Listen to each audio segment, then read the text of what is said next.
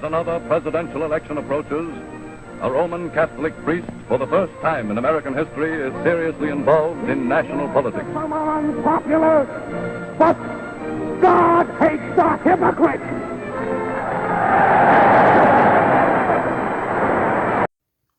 Father Charles Coughlin was born in Hamilton, Ontario on October 25, 1891, and was the only child of working-class Irish Catholic parents. His mother, who wanted to be a nun, instilled a strong fervor for God in him. He attended the University of Toronto, enrolling at St. Michael's College, run by the Congregation of St. Basil, graduating in 1911. He then entered the Basilian Fathers, a traditional order that denounced predatory loan practices and supported social justice. Father Charles Coughlin was ordained in Toronto in 1916 and was assigned by the Basilian Fathers to Assumption College in Windsor, Ontario. When the Vatican ordered the Basilians to change from a society of apostolic life to a monastic life in 1923, Father Charles Coughlin asked to be transferred out to the Archdiocese of Detroit, where he was then assigned to a newly founded church called the Shrine of the Little Flower at Royal Oak, Michigan in 1926. That same year, Father Charles Coughlin began broadcasting his Sunday sermons on radio from the local station WJR.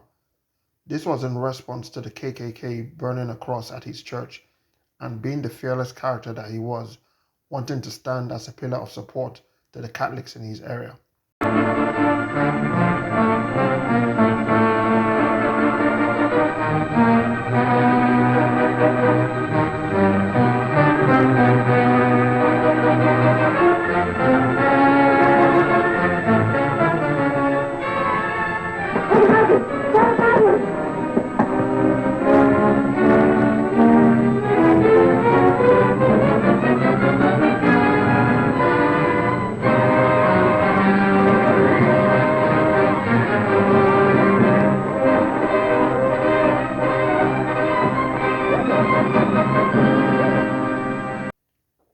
When WJR was bought over by Goodwill Stations in 1927, the new owner, George A. Richards, recognized Father Coughlin's talent as a broadcaster and encouraged him to focus more on politics than religion, which was when the popularity of the 36-year-old Catholic priest began spreading across the American Midwest.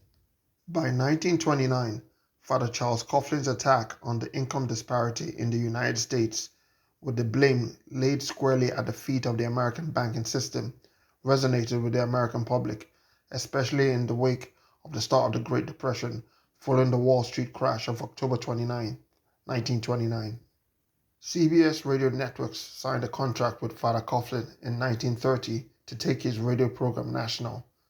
The program became known as the Radio League of the Little Flower, and by 1931, Father Coughlin had raised enough money from the program to build a charity crucifixion tower at his church, Shrine of the Little Flower.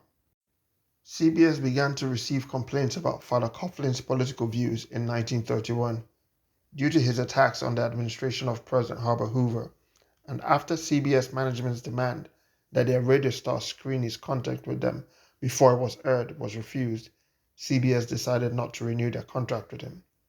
Together with George A. Richards, the owner of Goodwill Stations Radio Network, Father Charles Coughlin would establish an independently financed radio network to broadcast his show, called the Golden Hour of the Shrine of Little Flower, using their two regional stations, WGR and WGAR. By August 1932, 25 stations across the United States were broadcasting his show, and Father Coughlin's network became the largest of its kind in the United States. Father Charles Coughlin would endorse Franklin Roosevelt, then governor of New York's candidacy for president, for the elections to be held in November 1932, and was invited to the Democrat National Convention held in Chicago. As the nation suffered through the Great Depression, Father Charles was a supporter of Roosevelt's proposed New Deal reforms and coined popular phrases like Roosevelt or ruin and the New Deal is Christ's deal for the Roosevelt presidential campaign that would emerge victorious. The fulfillment of Franklin Roosevelt's monetary policy will become history. Ladies and gentlemen, this is the day, despite all opposition to the contrary, that you remain steadfast behind the one man who can save this civilization of ours. It is either Roosevelt or ruin. I thank you. However, once Roosevelt became president, he was no longer inclined to listen to Father Coughlin's policy proposals as he once did whilst he was still a candidate. Father Coughlin then formed the National Union for Social Justice, a nationalist workers' rights organization that deemed Roosevelt's policies pseudo-capitalistic and unconstitutional. Joseph P. Kennedy, then inaugural chairman of the Securities and Exchange Commission (SEC), warned that Father Coughlin would become dangerous as an opponent of President Roosevelt. In 1933, President Roosevelt sent Joseph Kennedy and the mayor of Detroit, Frank Murphy, to meet with Father Coughlin in order to convince him to ease up on his attacks on the office of the president. He would be invited to the president's estate in Hyde Park, New York, on several occasions, but would show no proclivity to changing his rhetoric. In fact, his opposition to President Roosevelt's policies on the radio waves became more frequent and pronounced than before. By 1934, Father Charles Coughlin was the most prominent Catholic speaker on political and financial issues. His weekly radio audience ran into the tens of millions, and his office received close to 100,000 letters every week. It's thought that almost a third of Americans listened in on his broadcasts. In an attempt to rein in the perceived excesses of the radio industry, the FCC, Federal Communications Commission, was created in 1934, following the passing of the Communications Act of 1934 by the U.S. Congress, the first instance of government attempts to check Coughlin's influence.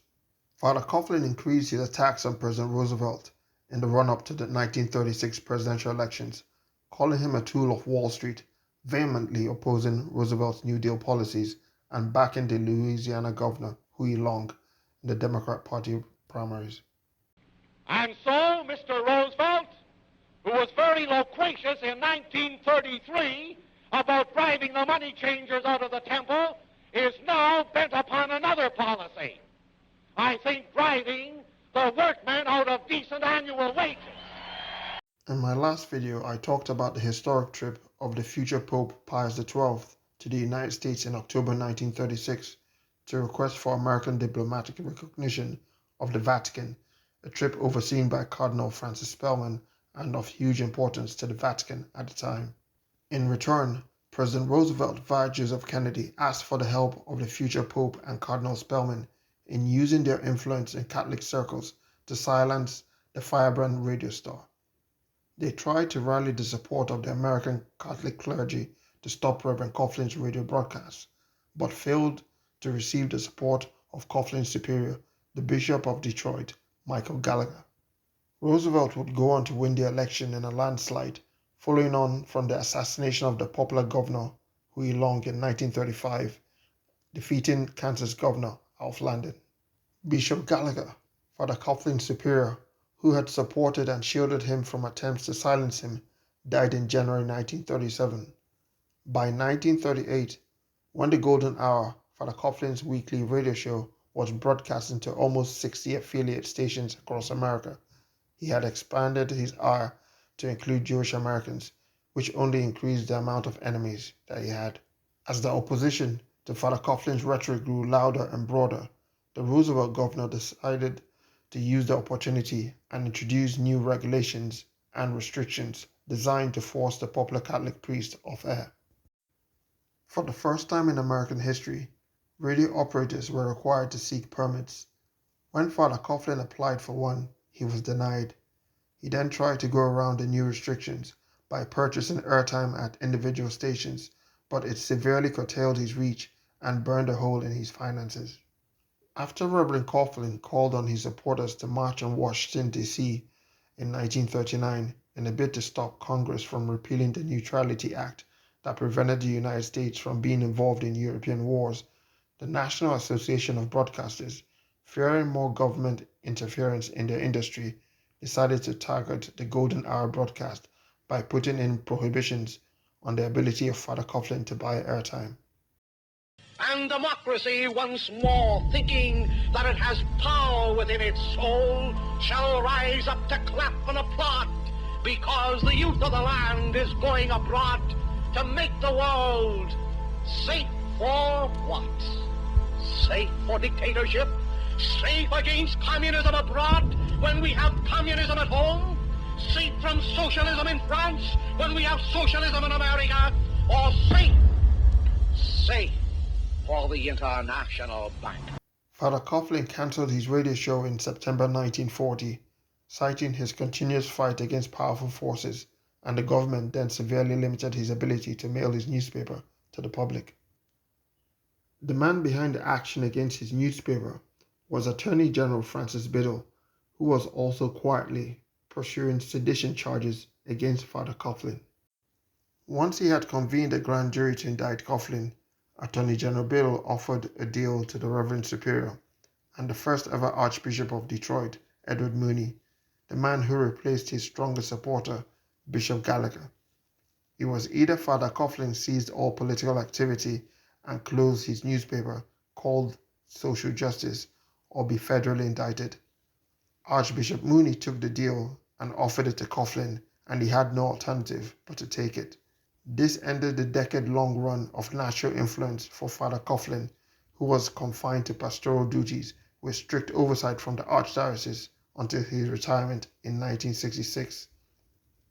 However, his period of dominance across the airwaves of America was a forerunner of the big evangelical televangelists that would come after him. He died in 1979, aged 88, and is buried in the Holy Sepulchre Cemetery in Southfield, Michigan.